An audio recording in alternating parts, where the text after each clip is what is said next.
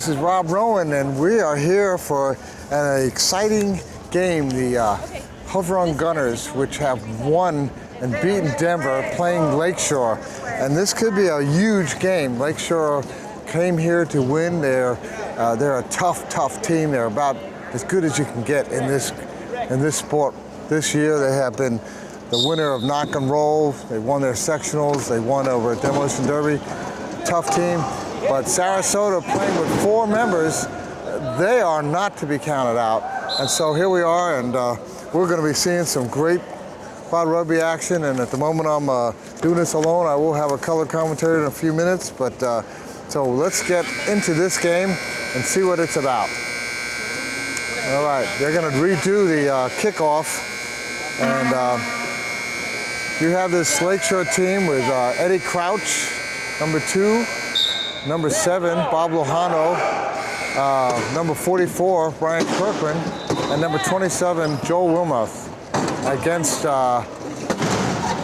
Rick Marshall, number 14, number 9, Springer. And look at Joel Wilmoth. What a hit to Bob Lohano, and he scores. Whoa, one thing about this, when you see Lakeshore play, you see some hits. There's nothing about this that's anything less than dynamic and as good as it gets. Number 18, DJ, David Jenkins, and number 13, Mike Whitehead. Well, Sarasota would love to take this game, and it's a big challenge for them. This is a physically tough game. And there goes Brian. He's down. And that won't be the first time you'll see him down when it comes to playing here. He hits hard, and he falls hard.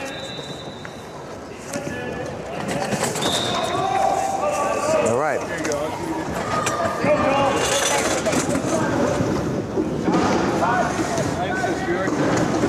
All right. What do we have here? Bob Lopez, nice to meet you. Bob, nice seeing you. This is Kelly Cow. I'm gonna have. Sorry. Okay. There we are. Well, Bob, come over here. Whoever, who's doing it? Oh, both? We both are. Okay, I've got two people here. We got a referee. We have both 2 referees? 2 referees. Okay, so we're going to know everything about refereeing this game as far as it goes. And I have a little notes here. Okay, so you're coming under aliases, huh? So what's the official name so we're going to go by? Aaron Banfield. Aaron Banfield. Jody Paniagua. So, okay, anything that's used against you will be Used against us. Be used against us. It's recorded here.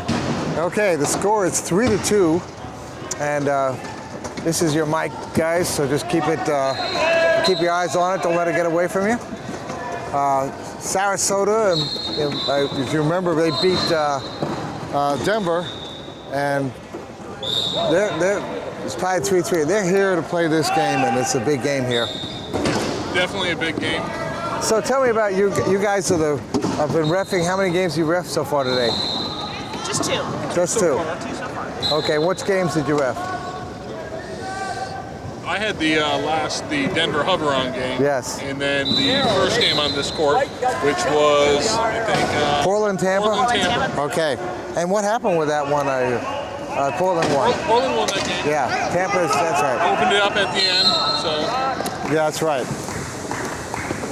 Well, I'll tell you what, Sarasota's answering every goal at this point, so that's good. And what did you cover? I did the first game with Aaron. Okay. And I just did the Shepherd, Minnesota game on court 3. And who won that game? Minnesota won. So Minnesota's won 2 so far. Correct. That gives them a nice edge to get into pool play. And their last game is against the Philadelphia team, McGee. So there's another score, 5-4. Now this is a hard-hitting team here, Lakeshore, and I expect a lot of times we always kind of take a little wager as to how many chairs that Joel Wilmoth's going to knock over.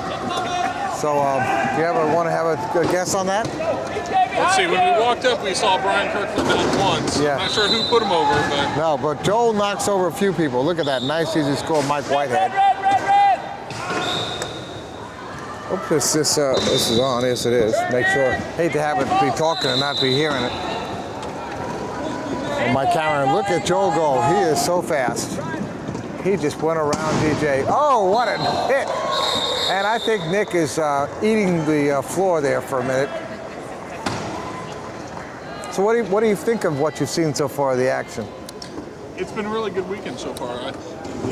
These two teams are definitely out here to hit hard and play. Sarasota played a really good game last time, and with only 4 players, definitely getting out there and hitting hard. Especially a good game, good ending of a day, I think, with all the frustration with travel, lost wheelchairs, lost... Turnover. Silly turnover there. Sarasota. Mike couldn't hold onto that ball, and those are the things that Lakeshore is looking to capitalize on. I think what they're going to try to do is just hover on around. They played hard today. They've only got the 4 players. They play full throttle. Well, Kevin Orr was doing the color on that last game with Hoveron, and that's what his plan is. He's going to make him go the whole distance, and then he's hoping that he'll get to see some of his other people out there and rest his guys. Look at Mike Whitehead against so much. He just glad he dribbled there. It was getting close, wasn't it? So you watch the game with a different view of eyes than I do. Yes. We can't watch it for pleasure. We have to watch it for other things. So here's a chance to watch it for some pleasure. There's Brian Kirkland with an easy score. I mean, look how hard they made Hoveron go for scoring. And then here they go. Go look at Nick. Brian's catching up with him, but Nick, great play there. Nick Springer. It's interesting to see Nick and Bob out on the same court. You saw there, Nick just got his warning on not getting the ball back to the official. Yes. So a lot of times players will intentionally do that to give them the opportunity to get down court, give themselves a break. Well, you notice they're setting up in like a half-court defense there, trying to rest their players a little bit. But fall back to the key, make the other team work to score. But that Brian made that look like Swiss cheese. Well, Lakeshore, and this is our first game, Lakeshore was dominating in everything we've seen so far and that you've seen. The only team that gave them any run at knock and roll was Texas. Lost a wheel. Somebody lost a wheel. Yep. Hover around. Yeah. And Demolition Derby, New Zealand was a tough, a little battle there, but still, Lakeshore had that one. Now, I know you refed one of those games. I remember seeing you out there for that. Yeah. A lot of times when I walk off the court, though, I have a hard time telling you who won and who didn't. As an official, you're watching the court and what's going on there, and you tend to forget about the score. And even, at some point you ask me, tomorrow ask me what games I did today. I'll have to look at my log or look at a piece of paper. Well, you know what? I have the same experience a little bit, and they kind of blend together a little bit. So I have to make little notes because it's to do that. And we hadn't really talked about covering this game, and so I'm glad we are. I don't even know why it happened to Pat O'Connor. He's a strong player. I know. I guess he couldn't make it. I think he had some sort of injury, and that really hurt him. Even though it only would give Mike a break, it doesn't do any good anywhere else down the line. But still, 5 is better than 4.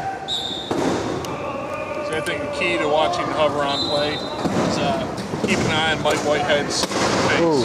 If he's smiling, he's still in the game. He's ready to do it. That's the advantage of having Pat here. Is when he gets that point where he's really worn down, you can pull him out from there to give him that breather. Well, 2-point lead by Lakeshore. They've taken advantage of that turnover, and they're up. And a lot of pressure. The time's getting tight. Nick has got some great hands when it comes to grabbing that ball. So what is your background in reffing? Have you reffed other sports? No, I've reffed since 1992. I'm also a physical therapist. So a lot of these guys are past patients of mine from the Arizona team. From Whereabouts? Phoenix. Okay. Yep. So this is 92. 92.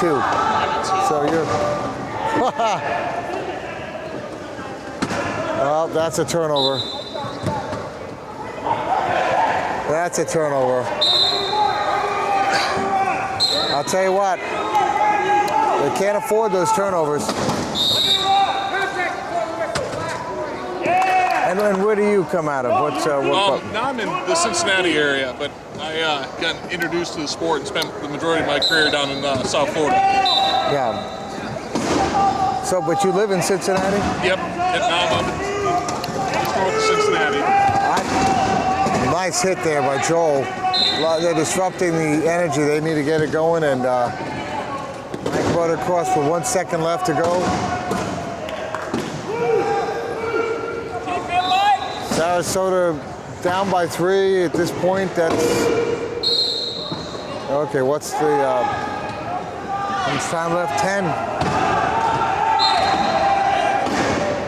What a nice pass. Bounce pass to DJ, and he scored. No score, it seems to be easy yet for Sarasota. Well, I got to visit Cincinnati, got to see some games with the Reds at the Great American Ballpark. A friend of mine is first base coach for the Reds, Billy Hatcher, from the Hall. He's definitely going to be a Hall of Famer. Billy's a great guy. I don't know if you know of him or whatever, and we visited while we were there, and my friend who I was visiting took me also to the Freedom Museum, the Underground Railroad Freedom Museum. Fascinating place to go. Great stories it tells. Got some great riverboat rides there. I didn't get to do that, but I could see why. It's so easy. It's right there. We have a minute 30 left. We're getting down to the end of the first quarter. Oh, look at that. Another turnover. Turnover. See, they tighten it up so tight in there that that Sarasota is just getting in trouble with that. Joel's come so far the last couple of years. He's become such an asset to the team. Well, the question is, is he's going to be an international play, and the first thing's going to happen is they're going to test him to decide what his category is. Is he a 3.5, or is he bigger than that? You know, the potential is they could give him a 4, and that could really. That could have a big impact. I'm not sure about classification a lot of times. I try to stay away from there, but I would be surprised to see him be classed out with the hands. I actually used to classify for rugby. I help every once in a while when they need an extra person, but I can't. Same thing. I agree. He's got way too much limitation in his hands to be classed out. Well, when you see him get up, stand up. Oh yeah, he walks in. It's kind of like, oh my God, he's huge. On one level, I think he brings so much fun to the game. On another level, there's a lot of players who can't afford to play against him. Nice pass there, bounce pass. And Nick with such great hands. And look, he gave the ref that ball right away. He got that lesson. 14-11, 3. Almost like Texas player Steve Pate. Steve Pate, who used to come in walking with his chair on his back. Or how about Oliver Pick from the German team? He stands up. New Zealand and Australia both have a couple walking runs. Nicely done. With 5 seconds. You can hear Kevin coaching here. With 3 seconds left, I don't think we're going to see a score. No way. And at the end of the first quarter, 15-11, 4 points. Lakeshore with the lead over Sarasota. I think we need to introduce Trey. Well, we're going to come back in a minute. We're going to take a break. And at the beginning of the next one, this is Rob Rowland with xable.com.